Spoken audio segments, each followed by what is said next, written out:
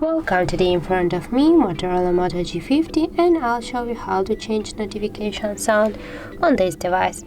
So first you should go to the settings app, and now just go to the sounds section. Now just go to the advanced options and scroll down a little bit, and now just find the default notification sound section. That's momentum right now. Go there, and now you can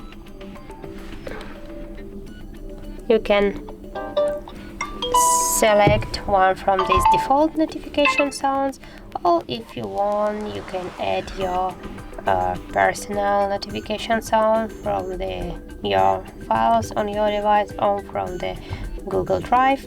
For example, I'll go in with this one. Now just tap to OK, and as can you see right now, our notification sound has changed to the modular.